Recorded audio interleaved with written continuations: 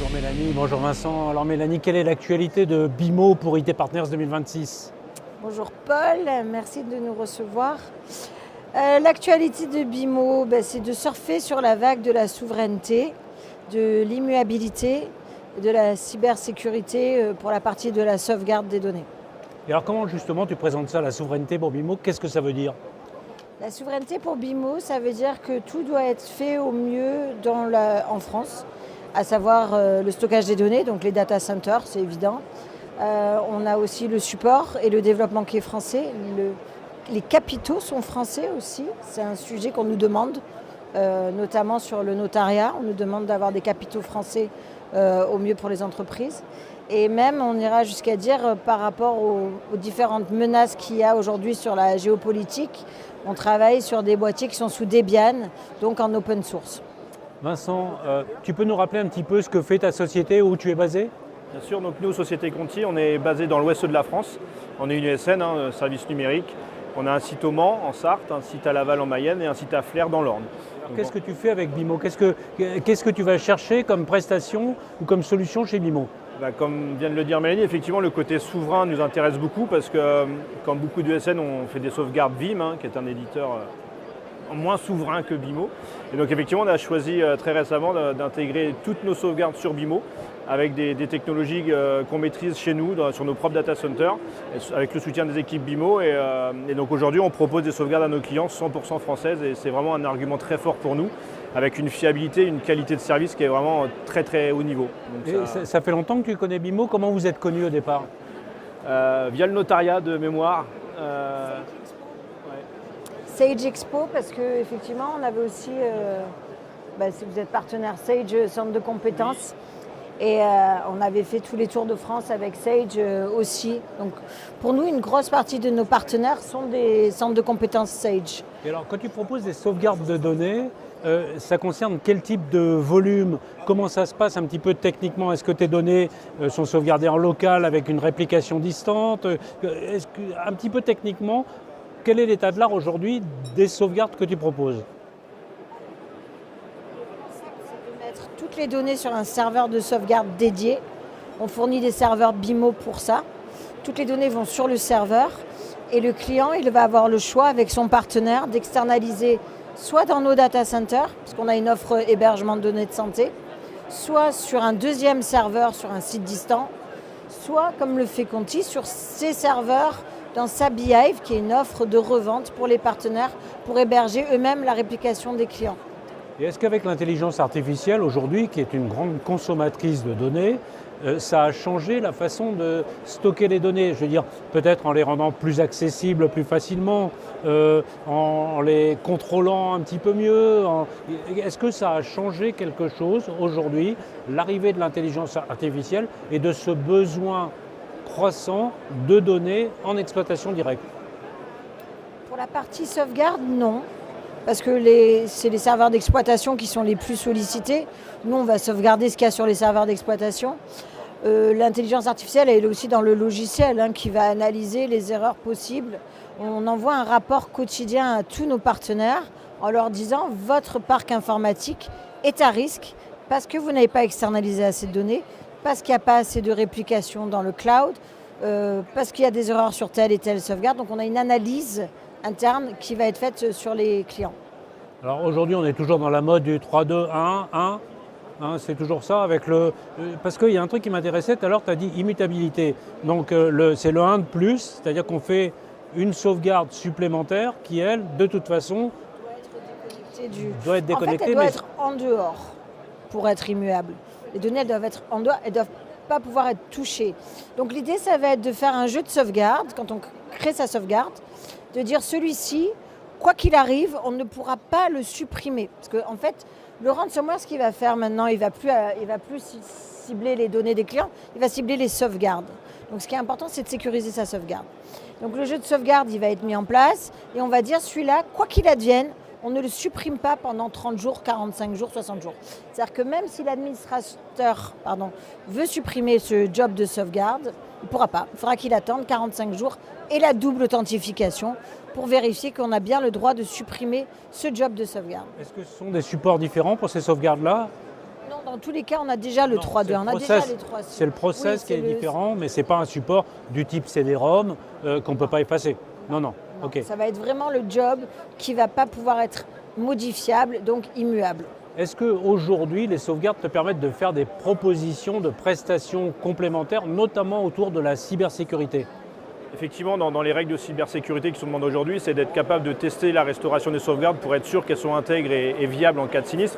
Et ça, grâce à BIMO, aujourd'hui, on le fait assez facilement parce qu'on peut connecter directement un poste à la sauvegarde pour ouvrir des VM. Et donc, on peut très rapidement vérifier que la sauvegarde est intègre. Et c'est des prestations supplémentaires qu'on propose à nos clients pour être dans les normes de la cybersécurité d'aujourd'hui. Par exemple, avec des antivirus, un certain nombre de choses sur les datas ou pas?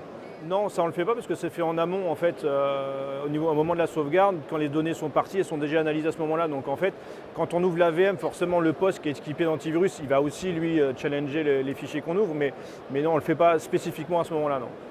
Mélanie, quand tu réfléchis comme ça de nouvelles solutions, de nouvelles propositions pour tes clients, est-ce que tu regardes des choses avec de la valeur ajoutée qui vont pouvoir eux commercialiser, comme par exemple ce que nous dit Vincent sur de la sécurité? Est-ce que tu essayes de leur préparer un terreau pour qu'eux puissent faire de la valeur ajoutée? Dans quelle direction? Est-ce que tu peux nous donner quelques idées, quelques exemples? Oui, alors on propose aux partenaires de faire des audits de sauvegarde chez les clients. Alors il y a une version simple qui n'est pas facturée, c'est de dire aux commerciaux d'aller chez les prospects clients et de remplir un questionnaire de 10 questions fermées qui va permettre en quelques minutes de dire aux clients vous n'êtes pas équipé correctement, donc déjà de soulever le besoin. Et ensuite, derrière ça, ils vont pouvoir faire un audit technique qu'ils peuvent facturer. Ils vont facturer l'installation. Ils vont facturer le suivi des sauvegardes et ils vont facturer les tests de reprise d'activité. Et ça, il y a des entreprises qui l'imposent. Quand vous êtes ISO, vous avez un test de restauration à faire tous les ans. Donc selon les certifications, les clients, ils ont besoin. Donc il y a plein de valeurs ajoutées autour de la sauvegarde. Mais surtout, c'est de pouvoir restaurer rapidement.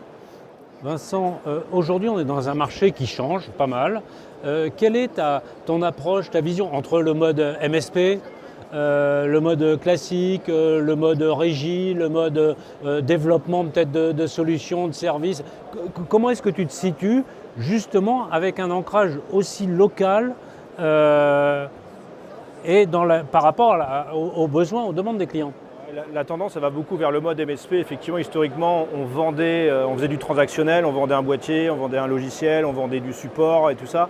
Aujourd'hui, on est plutôt dans une offre globalisée en fait, où on intègre tout et ça fait des mensualités pour le client. C'est du tout en un, clé en main. Et en fait, nous, on assume tout le support jusqu'à la fin.